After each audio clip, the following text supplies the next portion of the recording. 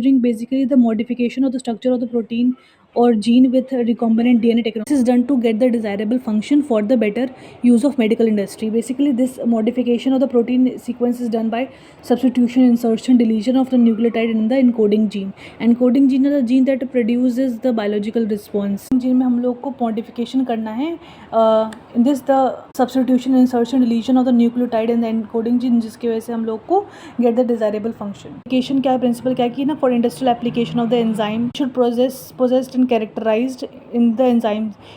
इनकी characteristic basically क्या है, रोबस्ट इन नेचर है.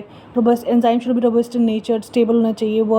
Enzyme work under the high temperature and pH. Some characteristic of दी से बनाएंगे जो एंजाइम होना चाहिए, उसके बहुत ये लाइक ये सब नेचर होने तो चाहिए.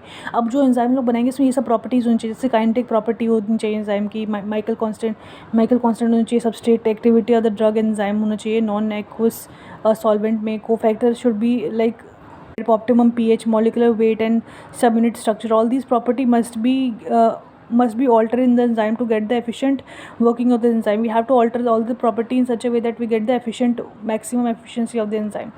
In this the enzyme is basically basic assumption मान लेते हैं बिफोर प्रोटीन इंजीनियरिंग. इसमें क्या करते हैं कि जो कुछ ड्रग्स होते हैं, मैंने अमाइनो एसिड सब्स्टिट्यूशन, डिलीशन और एडिशन कोई चेंज नहीं लाता, तो उसको साइलेंट मॉड्यूलेटर भी कहते हैं उसको. और protein have some limited number of basic structure and there only minor changes in them leading to the variation.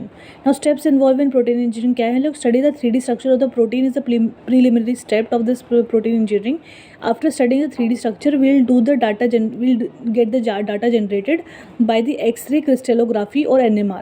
Varieties of methods used in protein engineering like mutagenesis. In this process, in which the organism DNA change resulting in the gene mutation, it occurs by spontaneous or it can be result of the exposure of the mutagens. Now, types of mutagens can be physical, chemical, or biological.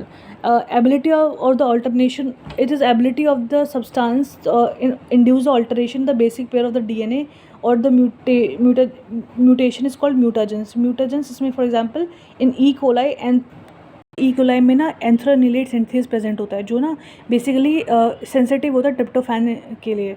तो अगर tryptophan की level बढ़ जाएगा तो वो ना क्या करेगा, एक फीडबैक मैकेनिज्म एंथ्रानिलेट सिंथेस को भेजेगा, जिसकी वजह से ट्रिप्टोफैन का लेवल कम हो जाएगा. It is negative feedback mechanism से वर्क करता है.